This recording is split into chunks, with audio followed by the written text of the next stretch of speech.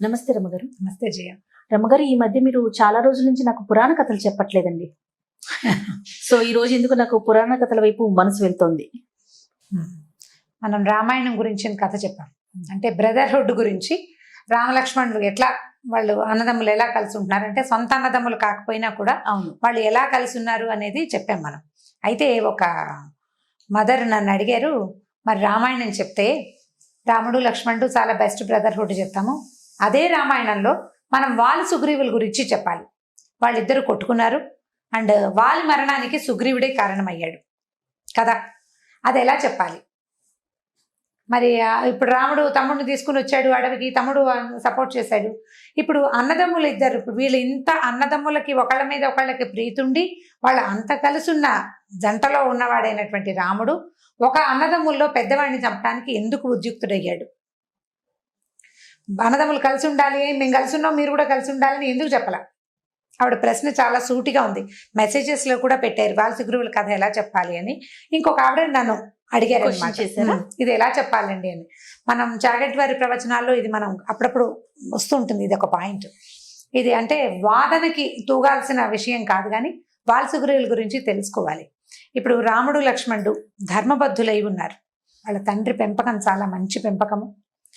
వాళ్ళు ఒకళ్ళతోటొకళ్ళు అవినాభావ సంబంధం కలిగి ఉన్నవాళ్ళు. అంటే అవతారాలు కదా, రాముడు విష్ణుమూర్తి తాలూకు అవతారం. ఆయనతో పాటు ఆయనకి పానుపుగా ఉన్న ఆదిశేషువే లక్ష్మణుడిగా జన్మించాడని చెప్తారు.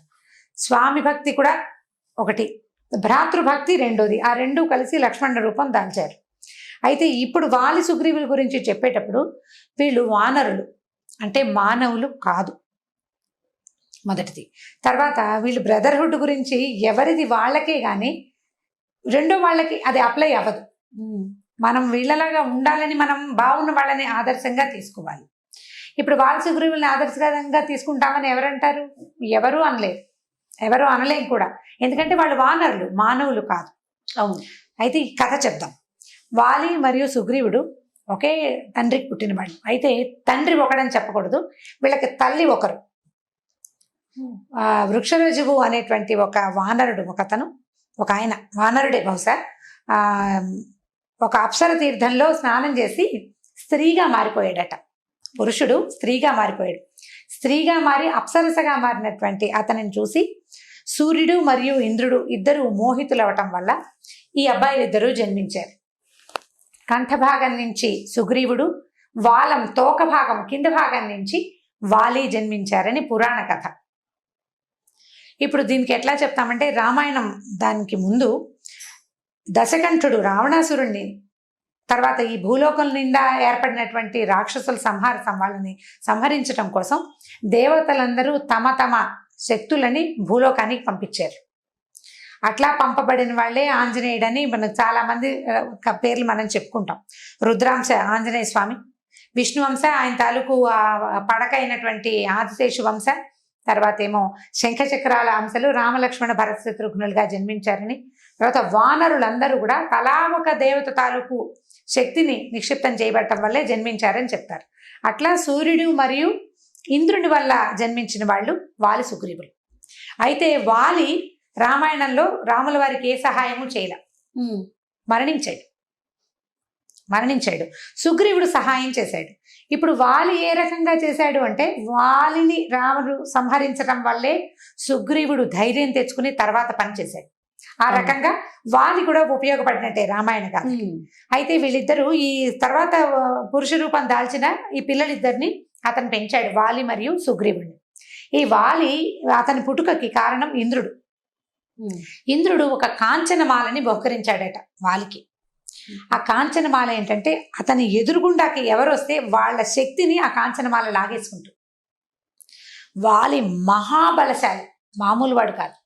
ఎలాంటి బలశాలి అంటే, 4 సముద్రాల్లోనూ ఒకటేసారి స్నానం చేసి సూర్యుడికి తర్పణం ఇవ్వగలిగేంత బలం, అంత అపరిమితమైన వేగం కలిగిన వాడు, మహాబలవంతుడు. అసలు వాలికి సాటొచ్చేవాళ్ళు లేరు. ఈ దశకంఠుడు దశగ్రీవుడు అని చెప్పుకోబడే రావణాసురుడు కూడా వాలితోటి యుద్ధంలో ఓడిపోయాడని కథలు చెప్తారు. అయితే ఈ వాలి సుగ్రీవుడు బాగా కలిసి ఉండేవారు. మొదట చిన్నతనం అంతా కలిసే పెరిగారు. వాళ్ళిద్దరూ చక్కగా, అంటే సయోధ్యగానే ఉండేవారు. వాలి భార్య తార, సుగ్రీవుని భార్య రుమ.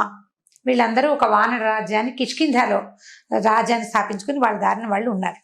అయితే ఏం జరిగిందట, దుందుభి అనే ఒక రాక్షసుడు, వాడికి ఏంటంటే యుద్ధకండూతి, యుద్ధం చెయ్యాలని కోరిక. వాయుదేవుడి దగ్గరికి వెళ్తే వాయువు అన్నట్ట నాకు అంత శక్తి లేదు, సముద్రుడికి చాలా శక్తి ఉంది, అతను భూమిని అంతా చుట్టున్నాడు, సముద్రుడి దగ్గరికి వెళ్ళమన్నట్టు. సముద్రుడేమో నా వల్ల కూడా కాదు, నువ్వు ఇలా యుద్ధకండూతి తీరాలంటే, ఈ యుద్ధకాంక్ష తీరాలంటే వాలి మహాబలశాలి, అతను వాయువేగం కంటే హెచ్చు వేగం కలిగిన వాడు, 4 సముద్రాల్లోనూ ఒకటేసారి స్నానం చేయగలిగే సమర్థుడు, అతను మమ్మల్ని జయించాడు, అతనితోటి నువ్వు యుద్ధం చేయొద్దు అని చెప్పాడు. ఈ దుందుబి వచ్చి వాలితోటి యుద్ధం చేశాడు. దుందుబి అంటే అతను మహిషాల రూపంలో ఉంటాడు, 2 కొమ్ములు ఉన్నాయట. ఇతను బాగా అతను యుద్ధం చేసి వాలి ఈ దుందుబిని ఏం చేశాడంటే ఈ శరీరాన్ని బాగా గిర తిప్పి విసిరేశాడట. విసిరేస్తే అది ఋషిముఖ పర్వతం మీద పడింది. ఋషిముఖ పర్వతంలో మతంగ మహర్షి తాలూకు ఆశ్రమం ఉంది. దాంతో ఆయన కోపోద్రిక్తుడై ఇలాగ రక్త మాంసాలు ఓడుతున్నటువంటి ఒక శరీరాన్ని ఇలా ఆశ్రమ వాటికలోకి విసిరేశాడు. వీడు ఈ కొండ కనుక ఎక్కడో తలకాయ పగిలి చచ్చిపోతాడని శపించాడు. దాంతో అతను ఋషిముఖ పర్వతానికి వెళ్ళేవాడు కాదట వాలి. కొంతకాలం ఇలా గడిచే తర్వాత ఈ దుందుభి తాలూకు కొడుకైనటువంటి మాయావి వాలి మీద యుద్ధానికి వచ్చాడు. తన తండ్రిని చంపినందుకు వచ్చేసరికల్లా వాలి సుగ్రీవులు ఇద్దరు కలిసి వాటితోటి ఫైట్ చేయడానికి, యుద్ధం చేయడానికి బయలుదేరారు. బయలుదేరినప్పుడు ఏమైందంటే ఒక కొండ గుహలోకి వెళ్ళిపోయారట వాలి మాయావి ఇద్దరు.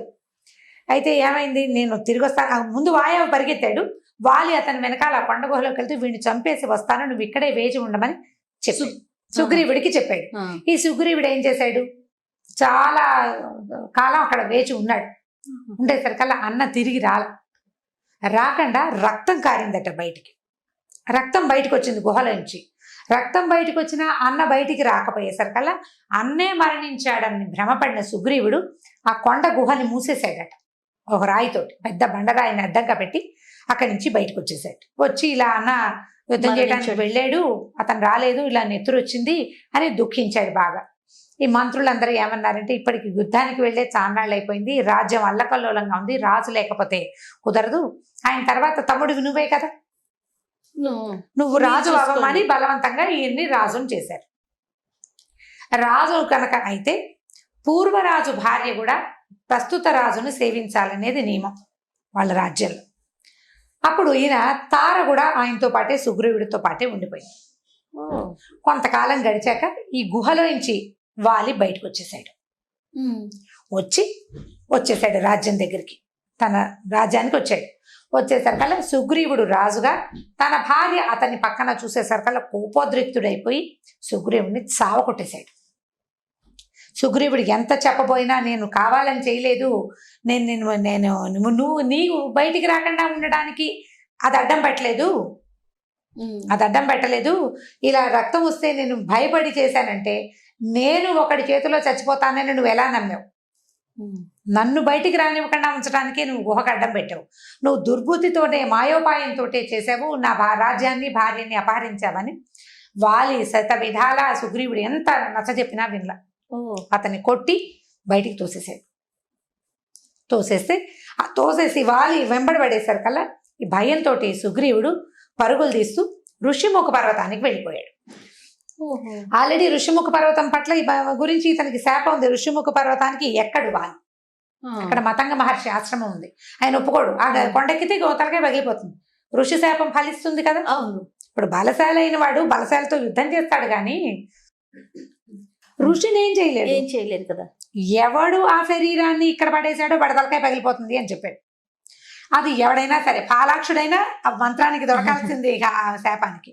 ఈ వాలి అందుకని ఇతనికి రాకుండా ఋషిముఖ పర్వతం మీదకి తమ్ముడిని తరిమేసి వెనక్కి వెళ్ళి తన రాజ్యాన్ని ఏలుకుని తమ్ముడి భార్య అయినటువంటి రోమని తను తీసేసుకున్నాడు, తన జనంలో కలిపేసుకున్నాడు అనమాట. ఇప్పుడు సుగ్రీవుడు చేసింది ఒకటి తప్పు, అది ధర్మబద్ధంగా అంటే అక్కడున్న రాజ్య ధర్మం ప్రకారం జరిగింది. వాళ్ళు చేసింది అది కాదు, క్రూరత్వంతో చేశాడు. తమ్ముడి పట్ల కోపంతో అతన్ని బయటికి వెడలు నడిచి ఇక్కడి నుంచి బయటికి పంపించేసి ఆ భార్యని తను చెరబట్టుకున్నాడు, తన దగ్గర ఉంచేసుకున్నాడు. అయితే ఈ ఋషిముఖ పర్వతం మీద ఉన్న సుగ్రీవుడు కొంతకాలం తర్వాత ఆయన తన మంత్రులతో పాటు, ఇప్పుడు సుగ్రీవుడు అంటే కొన్నాళ్ళు రాజుగా ఉన్నాడా, ఆయన రాజుగా ఉండగా ఆంజనేయుడు ఆయనకి మంత్రిగా ఉండేవాడు. హనుమంతుడు ఆయనకి సుగ్రీవుడికి మంత్రిగా ఉన్నాడు. తను బయటికి వెళ్ళిపోయేటప్పుడు ఆయన మంత్రులు కూడా ఫాలోవర్స్ వెనకాల వెళ్ళిపోతారు కదా, మనం ఇప్పుడు కథల్లో కూడా చూస్తున్నాం. రాజుగారు వెళ్ళిపోతే బయటికి వెళ్ళిపోతే ఆయన ఫాలోవర్స్ కూడా ఆయన వెనకాల వెళ్ళిపోతారు. ఆయన తాలూకు అనుచరగణం కొంతమంది, జాంబవంతుడు, తర్వాత నలుడు, నీలుడు, వీళ్ళు కొంత ఆయన్ని సేవిస్తూ ఆయన వెనకాల వెళ్ళిపోయారు సుగ్రీవుడితో పాటు. ఈ వెళ్ళిపోయిన వాళ్ళంతా ఋషిముఖ పర్వతం మీద కొంత ఇది ఏర్పరచుకుని, వీళ్ళ అదుపులో ఉన్న కొంత వానరసేన కూడా వాళ్ళని అటెండ్ చేసింది, వాళ్ళతో పాటు వచ్చేసింది అనమాట. తర్వాత ఏమైంది, కొంతకాలం తర్వాత సీతాదేవిని రావణాసురుడు ఎత్తుకుపోయాడు. ఆ ఎత్తుకుపోయిన క్రమంలో ఆవిడ బయటికి పుష్పక విమానంలో వెళ్ళిపోతూ మెడలో ఉన్న వస్తువులు, కొంత బంగారు వస్తువులు, పాదాలకున్న పట్టీలు, అవన్నీ చీర చెరుగులో మూట కట్టి వదిలిపెట్టింది కిందకి. అది ఈ కిష్కింధ ప్రాంతంలో ఉన్న ఋషిముఖ పర్వతం మీద పడింది. వీళ్ళకి దొరికింది. రావణాసురుడు అటు పక్కకి వెళ్తున్నాడని, అది ఎవరో అమ్మాయి ఆ స్త్రీని తీసుకెళ్తున్నాడని వాళ్ళు తెలుసుకున్నారు. ఏ దిక్కో వాళ్ళకి తెలియలేదు, వస్తువు వీళ్ళకి దొరికింది. తర్వాత కాలంలో రాముడు, లక్ష్మణుడు సీతాదేవిని అన్వేషిస్తూ ఈ ఋషిముఖ పర్వత ప్రాంతానికి వచ్చినప్పుడు ఈ సుగ్రీవుడు భయం వేసింది అతనికి. వాలి తను రాలేక ఋషిముఖ పర్వతానికి ధనుర్ధారులైన వాళ్ళిద్దరిని పంపించాడని భ్రమపడ్డాడు. తను ఋషిముఖ పర్వతం మీద రాడు, అందుకని ఎలాగైనా నన్ను చంపేయటం కోసం, శత్రుశేషం లేకుండా చేయటం కోసం వీళ్ళెవరో ఇద్దరిని పంపించాడు. మానవులైతే సులువుగా రాగలుగుతారు, వాళ్ళు ధనుర్ధారులు. శాఖామృగాన్ని చంపటం ధనుర్ధారులకు సులువు, ఎక్కడైనా దాక్కుని ఉండడానికి బాణం పెట్టుకు వేసి చంపేస్తారు అని భయపడి బెదిరిపోతే ఆంజనేయుడు ఏమన్నాడంటే కనుక్కుందాం విషయం ఏమిటో అని చెప్పి ఆయన రాముల వారి దగ్గరికి వచ్చి ఈయన ఫలానా అని తెలుసుకుని ఇలా సుగ్రీవుడు ఉన్నాడని అక్కడికి తీసుకెళ్ళాడు. తీసుకెళ్ళిన తర్వాత వీళ్ళు స్నేహం చేశారు. అగ్ని సాక్షిగా నేను నీకు స్నేహం చేస్తున్నాను, నీతో నీ పని నేను చేసి పెడతాను, నిన్ను రాజును చేస్తానని రాముడు ఈ కథ అంతా విన్నాక సుగ్రీవుడికి ప్రామిస్ చేశాడు. ఇప్పుడు రాముడు వాలిని చంపడం న్యాయమా అన్యాయమా అంటే, రాముడు రాజు ఆర్యావృత్తం మొత్తానికి, ఆర్యావర్తం మొత్తం అంటే ఈ భూమికి రాజు, వాళ్ళ నాన్నే కదా రాజు. ఈయన యువరాజు అవ్వవలసింది. ఈయన పెద్దవాడు, తండ్రి మరణించాడు, రాజ్యాధికారం ఎవరిది? రాముడిది. ఇప్పుడు ఈ భూమి మీద అధర్మం జరిగితే దాన్ని అణచవలసిన వాడెవడు? రాముడు. రాజుది ఆ బాధ్యత. ఆ బాధ్యత ప్రకారము ఒక తమ్ముడిని ఈ రకంగా వెడలు నడచటం, ఊర్లో నుంచి బయటికి తరిమేయటం, అతని భార్యని చెరబట్టడం, ఆ రెండు పెద్ద దోషాలు. అందులో రాముడు ఏకపత్ని వ్రతుడు. ఆయన ఏకపత్ని వ్రతుడు. రెండో తన భార్యను ఒకడు ఎత్తుకుపోతే వాడిని వెతుక్కుంటూ తిరుగుతున్నాడు ఆయన. ఇటు వచ్చారు. సిచ్యువేషన్ కూడా సేమ్ కనెక్ట్ అయింది. దాంతో ఈయన వాలిని నేను చంపుతానని చెప్పాడు. అయితే సుగ్రీవుడికి ధైర్యం చాలా. వాలి చాలా బలవంతుడు, మీకు తెలియదు వాలి సంగతి. అతని మెడలో కాంచనమాల ఉంటుంది, 4 సముద్రాలని ఒకటేసారి చేయగలుగుతాడు.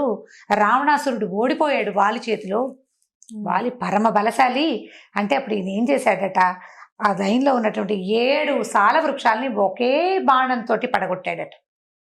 అక్కడి నుంచి ఈ వాలి విసిరేసిన దుందుభి కళేబరం అస్థిపంజరం చాలా పెద్దదట. ఆ పెద్దది అతను విసిరాడు, 2 చేతులతోటి విసిరేశాడు. ఈయన ఏం చేశాడంటే కాలి బొటన వేలుతోటి దాన్ని తన్నాడట, అది ఎక్కడికో వెళ్ళిపోయింది.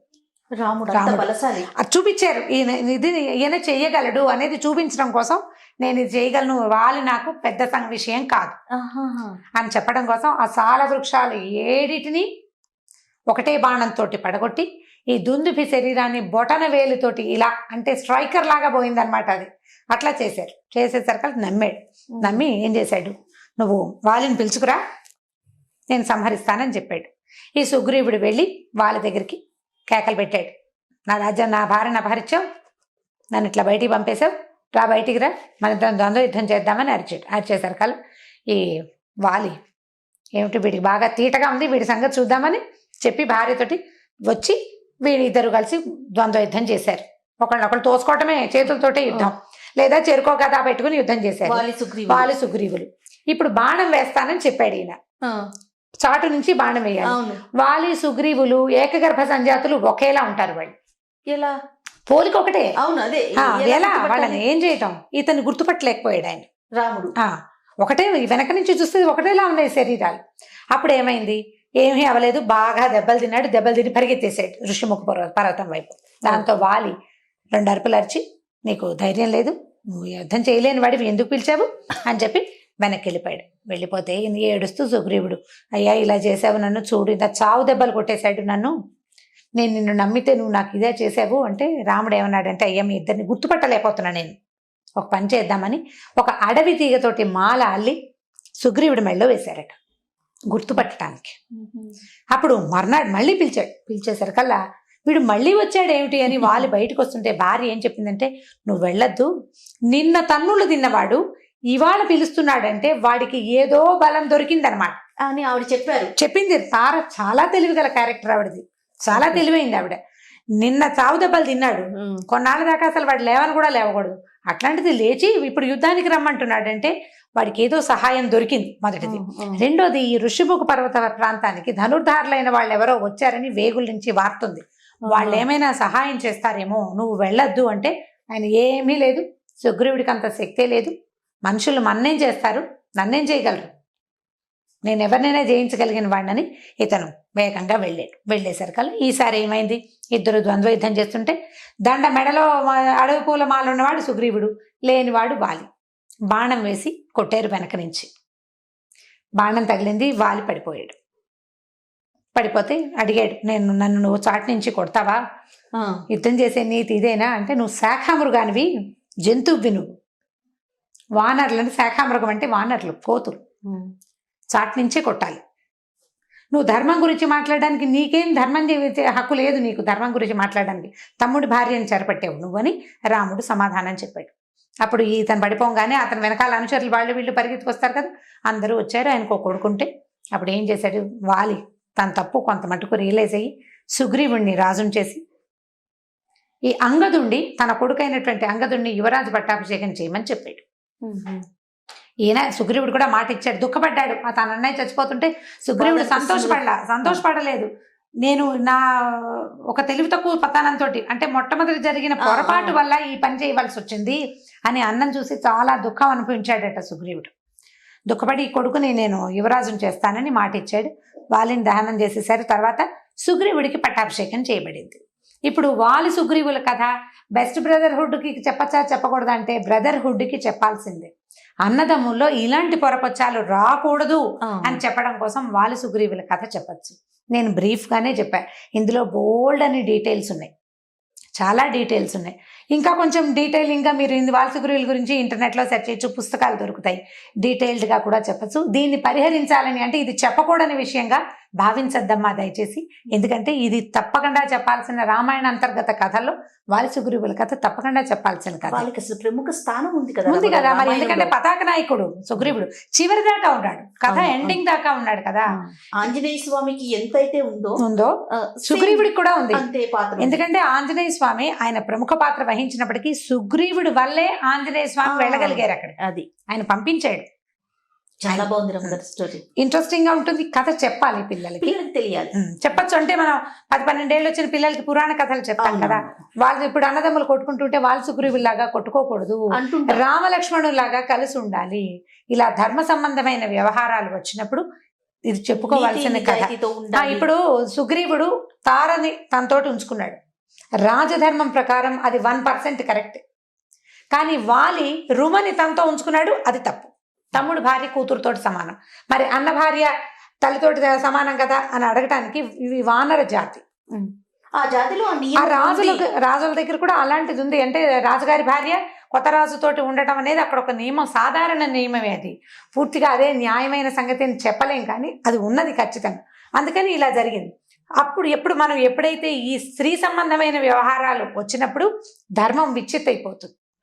అందుకని ఈ పాయింట్ ఆఫ్ వ్యూలో మనం ఈ కథ చెప్పచ్చు. తప్పకుండా ఈ కథని చెప్పే కథల్లో చేర్చుకోవచ్చు. Thank you so much Rama. Okay జీ, ఈ వీడియో కనుక మీకు నచ్చినట్లయితే లైక్ చేయండి, షేర్ చేయండి. మరిన్ని వీడియోస్ కోసం మా ఛానల్ని సబ్స్క్రైబ్ చేసుకోండి.